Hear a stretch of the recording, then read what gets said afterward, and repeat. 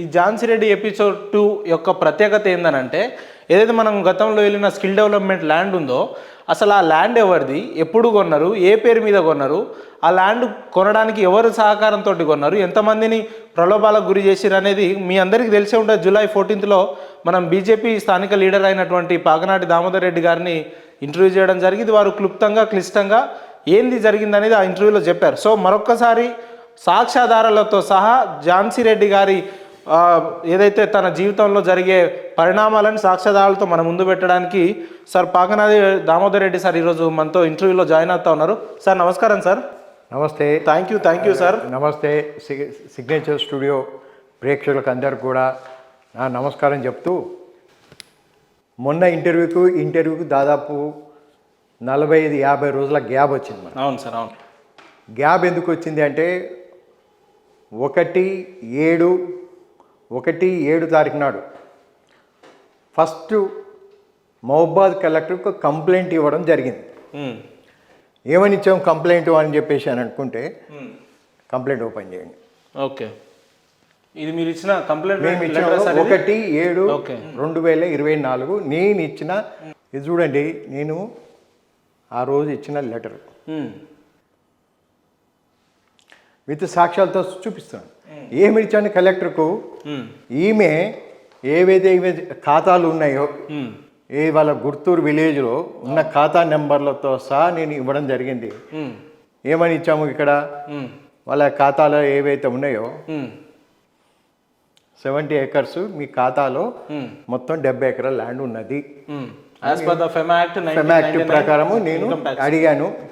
దీని ప్రకారము మీరు యాక్షన్ తీసుకుంటారా తీసుకోరా అని చెప్పి కలెక్టర్కు, ఆర్డీఓకు, ఎంఆర్ఓకి ఇవ్వడం జరిగింది. ఎన్ని రోజుల కింద ఇచ్చారు సార్?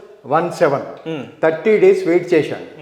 30 days తర్వాత ఒక 4-5 days తర్వాత సెకండ్ రిమైండర్ లెటర్ కూడా ఇచ్చాం కలెక్టర్కు, ఎంఆర్ఓ కూడా ఇచ్చాం. దానికి ఎవిడెన్స్ ఇచ్చా. నేను పేపర్ తోటి చూపిస్తున్నాను అంటే నాకు ఎవిడెన్స్ లేకుండా నేను చేయలేను. ఒకటి, ఎవరైనా ఫెమా చట్ట ప్రకారము ఎవరు కూడా అగ్రికల్చర్ ల్యాండ్ కొనేటందుకు వీలు లేదు. ఎవరు నాన్ ఎన్ఆర్ఐలు కానీ వేరే ఇండియన్ సిటిజన్స్ కాని వాళ్ళు ఎవరు కూడా కొనేటందుకు వీలు లేదని 1999లోనే ఈ చట్టం తీసుకురావడం జరిగింది. ఈ చట్ట ప్రకారం మనం అన్ని నోట్స్ చూపించాము, కలెక్టర్ దానికి సంబంధించిన ఇన్ఫర్మేషన్ మొత్తం ఇచ్చాను. ఇదంతా అయిపోయింది. ఇక్కడికి ఇష్యూ ఇది క్లోజ్ చేయండి. అయితే ల్యాండ్ ఇష్యూ మీకు చూడండి. ఏంటి సార్ దీని ప్రత్యేకత ఏంది చూడండి. ఇది ఎవరి పేరు మీద, హనుమాన్ల ఝాన్సీ లక్ష్మీరెడ్డి అని ఉంది. హనుమాన్ల ఝాన్సీ లక్ష్మీరెడ్డి అని ఒక స్క్రీన్ షాట్. పట్టాదారు పేరు, ఖాతా నెంబర్ 833 ఈమెది.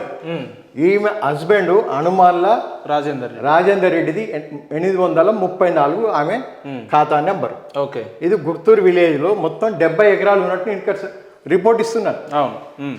మొత్తం 70 ఎకరాల ల్యాండ్ పేపర్ అంతా చూపించాలంటే చాలా ప్లేస్ తీసుకుంటాను చెప్పేసి డైరెక్ట్ మీకు స్క్రీన్ షాట్ చూపిస్తున్నాను.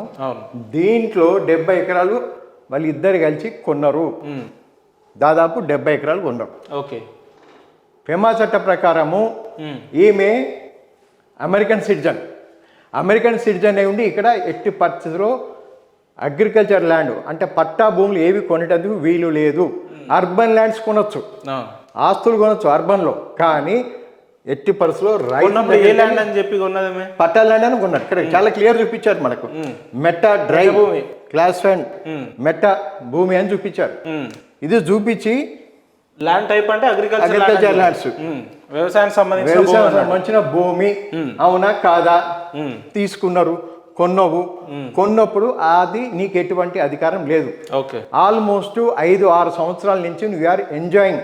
ఝాన్సీ లక్ష్మి రెడ్డి గారు అర్థం చేసుకోండి, ఇది మీ ల్యాండ్స్ కావు. ఇవి పేద రైతులకు సంబంధించిన ల్యాండ్స్. ఇవి నీకు ఎటువంటి హక్కు లేదు. చట్ట ప్రకారం నీ మీద యాక్షన్ తీసుకునేందుకు ఫెమా చట్టం ఉన్నది. మినిస్టర్ ఆఫ్ ఫారిన్ అఫైర్స్ దాంట్లో కంప్లైంట్ ఇవ్వడం జరుగుతున్నది. ఎందుకంటే మేము ఇచ్చిన 45 days కలెక్టర్ ఇచ్చినాము, కలెక్టర్ ఎటువంటి యాక్షన్ తీసుకోవడం లేదు.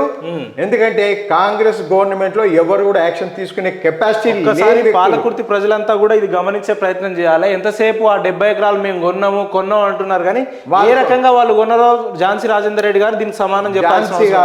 ఝాన్సీ రాజేందర్ రెడ్డి గారు ఝాన్సీ కానీ లేకపోతే రాజేందర్ రెడ్డి కానీ, నేను ఎందుకంటే సింగిల్ వర్డ్ తోటే మాట్లాడుతున్నా, నేను వాకు గౌరవం ఇవ్వాల్సిన అవసరం లేదు. ఎందుకంటే ఆమె చట్టాలను గౌరవించనప్పుడు, భారతీయ చట్టాలను ఆమె గౌరవించనప్పుడు మనము గౌరవించవలసిన అవసరం లేదు. ఆమె సంపాదించుకోవచ్చు ఆస్తులు, అది వేరే సంగతి. కానీ రైతులను గోసబెట్టి ల్యాండ్స్ తీసుకోకూడదు. ఎంత తీసుకున్నావు? ల్యాండ్ వాల్యూ ఎంత కట్టావు ఆ రోజు? 2,70,000. 2,70,000 చొప్పున ల్యాండ్ కొన్నావు. కొన్నట్టుగా రికార్డు ఎకరం 2,70,000 కొన్నట్టు. అవును, ఎకరం మార్కెట్ వాల్యూ నంబరు 2,70,000 రూపాయలు. ఓకే, ఇది వాల్యూ చూపిస్తున్నారు. మరి ఆ రోజులో నాకు తెలిసిన గుర్తులో 30 లక్షల నుంచి 20 లక్షల రూపాయలకు ఎకరం ల్యాండ్ ఉంది. మరి 2,70,000 నువ్వు కొన్నావు కదా, మరి 30 లక్షలు 20 లక్షలు రైతుకి ఇచ్చినావు కదా, ఆ డబ్బు ఎక్కడి నుంచి ఇచ్చావు? ఓకే, ఫస్ట్ అది చెప్పాలి. ఆ డబ్బు నీకు ఎక్కడి నుంచి వచ్చింది, ఎలా వచ్చింది? బ్యాంకు నుంచి ఇచ్చావా? దాని ట్యాక్స్ కట్టావా? ఫస్ట్ కొనడమే ఇల్లీగల్. ఏ రకంగా ట్రాన్సాక్షన్ అయింది అనేది కూడా, ట్రాన్సాక్షన్ జరిగింది అనేది కూడా చూపియాలి. ఇంకొకటి, నెంబర్ 1, ఈ ల్యాండ్ రిజిస్ట్రేషన్ ఎట్లా జరిగింది? ఒక ల్యాండ్ రిజిస్ట్రేషన్ కావాలంటే మనకు కావాల్సింది ఏంటిది?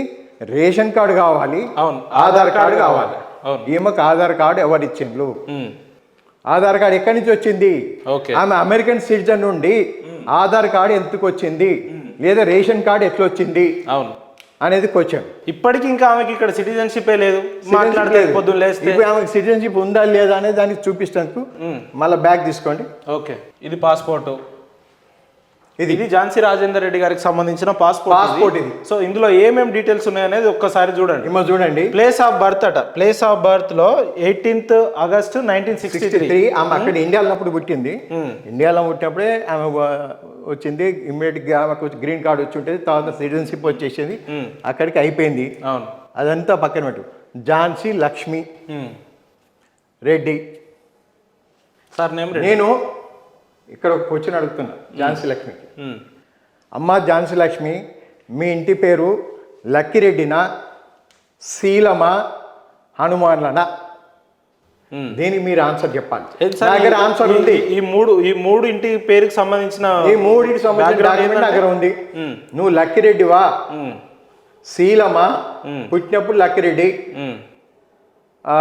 తర్వాత శీలమ్మ నవ్వు, తర్వాత దేనికి వచ్చావు? హనుమాన్లకు వచ్చావు. ఇప్పుడు నువ్వు హనుమాన్ల ఝాన్సీవా, శీలం ఝాన్సీవా, లక్కిరెడ్డి ఝాన్సీవా? ఏం సార్ లక్కిరెడ్డి ఝాన్సీ రెడ్డి అంటే లక్కిరెడ్డి బాలరెడ్డికి నీకు ఏం సంబంధం? ఓకే, అది కూడా చెప్పాలి. లక్కిరెడ్డి బాలరెడ్డికి నీకు ఉన్న సంబంధం ఏంటి నువ్వు చెప్పాలి. నీ ఒక ఆడకూతురైనా రాజకీయమేను, మీరు రాజకీయమే చేస్తాం. అవును, ఆ రాజకీయంలో ఏం మాట్లాడుతున్నారంటే, నువ్వు ఎవరిని ఇంటి పేరేంటిది? నీకు పాస్పోర్ట్లో లేదు, ఇంటి పేరు లేదు ఇక్కడ. అవును, పాస్పోర్ట్ లో శీలం లేదు, లక్కిరెడ్డి లేదు, ఝాన్సీ లేదు, హనుమాన్లో లేదు. మరి ఝాన్సీ అమ్మ నిన్ను ఎవరిని పిలవాలి? మేము ఎవరింటి పేరు పెట్టి పిలవాలి. ఫస్ట్ ఇంకొకటి, రాజకీయం నేను చెప్తున్నాను. నువ్వు ఇప్పుడు నేను సూటిగా అడుగుతున్నా, నువ్వు ఇప్పుడు ఎవరింటి ఆడబిడ్డవు? వరంగల్ ఆడబిడ్డవా, అంటే తొర్రూరు ఆడబిడ్డవా, ఖమ్మం ఆడబిడ్డవా, లేదా అమెరికా ఆడబిడ్డవా, కృష్ణా జిల్లా ఆడబిడ్డవా? నేను ఎందుకు సూటిగా అడుగుతున్నా, నీకు రాజేందర్ రెడ్డికి ఏం పొరపచ్చాలు వచ్చినా మాకు తెలియదు. దానికి కూడా మేము ఎవిడెన్స్ చూపిస్తున్నాము, అది కూడా చూడండి. వీళ్ళిద్దరికి ఏం వ్యత్యాసం వచ్చింది సార్? నేను ఇప్పుడు ఝాన్సీ లక్ష్మీరెడ్డి వర్సెస్ హనుమాన్ల రాజేందర్ రెడ్డి. ఇక్కడ కూడా హనుమాన్ల ఝాన్సీ రెడ్డి అని లేదు. మీరు ఒక్కసారి గుర్తుపెట్టుకోండి, ఇక్కడ కూడా హనుమాన్ల ఝాన్సీ రెడ్డి అని లేదు. ఇంకోటి వీడికి వస్తే ఫ్లెక్సీలలో పోస్టర్లలో హనుమాన్ల ఏంటిదంటే matter of type divorce and separation. వీళ్ళు డైవోర్స్ తీసుకుంటున్నాము అని చెప్పేసి జూన్ మంత్లో May 15th రోజు వీళ్ళు కోర్టులో కేసు వేసిండు. ఎక్కడే కాలిఫోర్నియాలో వేశారు. ఓకే, ఆ కేసు నడుస్తుంది. ఇప్పుడు స్టేటస్ కూడా కింగ్స్ కౌంటీ వీళ్ళ లొకేషన్ అయితే కోర్ట్ అయితే ఉందో సుపీరియర్ కోర్ట్ ఆఫ్ కాలిఫోర్నియా అనేది మీకు ఇక్కడ చాలా క్లియర్గా అవపడుతున్నది. అవును. దీనికి నువ్వేం సమాధానం చెప్తావు అంటే ట్యాక్సీలు ఎగ్గొట్టేందుకు నువ్వు భార్య భర్తలు విడిపోయారా, అవును. లేదా నిజంగానే మీ ఆస్తి గొడవలు వచ్చినాయా? ఎందుకంటే రాజకీయాలకు వచ్చిన ప్రతి ఒక్కరు కూడా ఏళ్ళు చూపిస్తారు నీ మీద, అవును, కంపల్సరీ చూపిస్తారు, మాట్లాడతారు, అడుగుతారు, దానికి మీకు సమానం చెప్పాలి.